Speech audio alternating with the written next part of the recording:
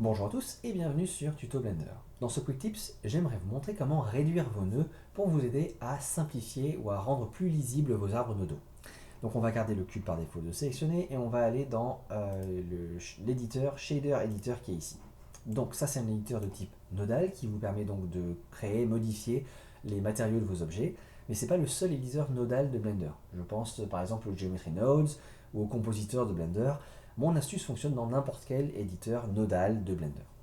Je vais sélectionner mon Principal BSDF ici et faire CTRL-T, c'est un raccourci clavier qui permet de faire afficher ces trois nœuds à gauche ici.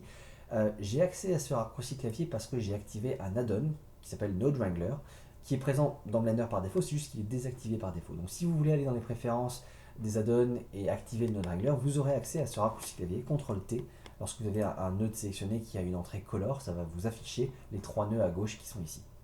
Mais enfin, moi je me fiche un peu du shader qu'on va créer là, j'aimerais vous montrer juste mon astuce. Donc vous le savez peut-être déjà, mais si on clique sur la flèche en haut à gauche d'un nœud, vous allez pouvoir réduire, en tout cas cacher le nœud. Je dis cacher parce que le raccourci clavier de cette action là, c'est H comme hide en anglais. Donc on va cacher ou afficher notre nœud. Et en position cachée, réduite comme ça, il est très bien notre nœud. C'est l'effet voulu, c'est le but recherché d'avoir un nœud qui prend beaucoup moins de place. On voit encore les entrées, on voit encore les sorties.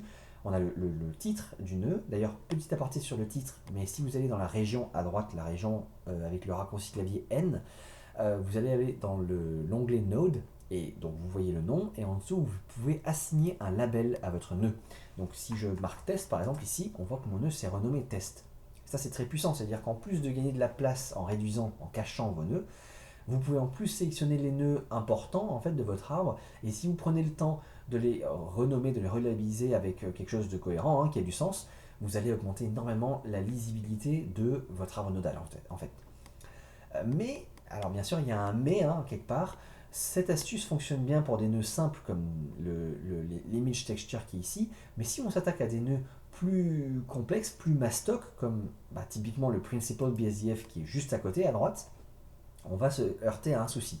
Là, si je fais H et que je cache mon Principal BSDF, effectivement, je gagne de la place. Il est moins grand que lorsque je le déroule. Et c'est sûr que là, il est un peu moins grand. Mais ça reste un énorme boudin, là, en plein milieu de mon éditeur. Et surtout, qu'est-ce que c'est que ça? Blender, ok, je comprends en fait. Il veut garder toutes les entrées et toutes les sorties de mon nœud visibles. Et ça a du sens pour un nœud plus simple, comme le image texture qui était à côté. Il y a très peu d'entrées, très peu de sorties, ça reste très visible, on voit où est-ce que les connexions sortent ou rentrent, et ça garde peu de place. Mais là, en plus là-dedans, sur ce nœud-là, je sais très bien que dans ce nœud-là, je le connais, le image texture, il y a deux sorties, une couleur et l'autre c'est l'alpha, je le sais. Donc si je vois que quand c'est caché, mon nœud, enfin ma connexion elle rentre dans dans le premier point ou dans le deuxième, je sais intuitivement que le deuxième c'est l'alpha, le premier c'est le color, voilà. Mais dans un Principal BSDF, il y a beaucoup trop d'entrées.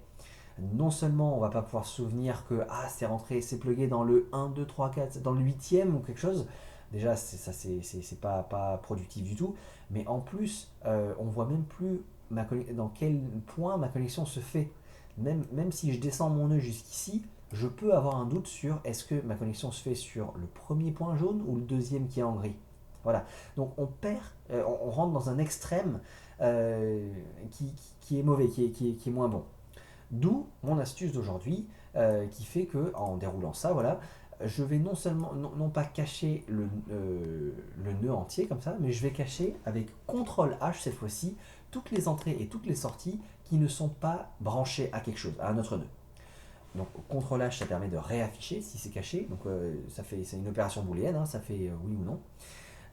Et on voit que tous mes paramètres qui sont là, soit j'ai branché des trucs dedans parce que j'en ai besoin, soit j'ai rentré mes valeurs et tout ça et je les ai paramétrés comme il faut et je suis content avec. Mais une fois que mon arbre nodal est terminé, que j'ai fait mon shader, que tout est bon, tous les paramètres ont été réglés, je peux le simplifier pour la prochaine fois où je voudrais venir le remodifier ou revenir dessus pour comprendre ce qui a été fait.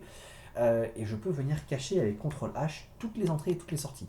Là, j'ai même plus besoin de faire H pour le cacher, le renrouler. Si c'est aussi simple que ça, je peux le garder ouvert. Déjà, il prend beaucoup moins de place. Et en plus, je vois le nom de mes entrées, le nom de mes sorties. Je peux encore relabelliser comme je veux. Et si je veux encore le refermer, comme avant avec H, je peux et ça prend encore moins de place et c'est très très bien en fait. Mais ce raccourci clavier, le CTRL H, est vraiment vraiment très pratique parce que il permet de cacher tout ce qui n'a pas été branché, quoi. Donc euh, en général, tout ce que vous ne branchez pas, c'est ce pourquoi vous avez rentré manuellement les valeurs, et puis une fois que c'est fait, bah, c'est bon, vous êtes satisfait avec la valeur. Ou alors, c'est des champs, des paramètres pour lesquels vous vous en fichez, en fait, vous n'avez pas besoin de les utiliser. Et si, par hasard, il y a une valeur, par exemple le roughness, on s'en sert beaucoup du roughness, vous voulez le garder à portée de main, vous voulez le garder visible, vous pouvez aussi faire cette astuce de rajouter avec Shift A, un Reroute Node, qui est ici. C'est le petit point. Vous savez, quand vous avez par exemple une grosse connexion et que vous voulez la scinder, vous faites Shift, clic droit, et vous coupez une liaison, donc comme ça, vous allez créer un de ces points-là de réorientation. Et là, vous pouvez scinder votre sortie et le brancher à un autre nœud, par exemple. Ben, si vous faites un reroute vide, dans le vide ici, vous allez pouvoir le connecter à votre roughness ou à n'importe quelle entrée que vous voulez. Par exemple, vous voulez garder la normale aussi. Vous pouvez connecter ce point à n'importe quel truc. Et maintenant que vous avez une connexion de fait à votre nœud, vous pouvez faire votre raccourci clavier CTRL H, cacher tout ce qui n'est pas connecté, et ça va garder donc toutes les connexions. Et là, vous pouvez maintenant faire votre CTRL clic droit pour casser, couper les connexions, et vous allez garder votre paramètre roughness et vous pouvez encore jouer dessus. Mais votre nœud est quand même beaucoup plus simple et vous ne gardez que les paramètres qui vous intéressent et que vous utilisez d'habitude. Parce que vous n'allez pas tout le temps avoir besoin de faire du subsurface scattering ou de la transmission dans votre shader. Et vous pourriez les cacher facilement comme ça. Voilà. En tout cas, j'espère que ce quick tips vous aura été utile et que vous aurez appris quelque chose. Et puis moi, je vous dis à la prochaine. Salut!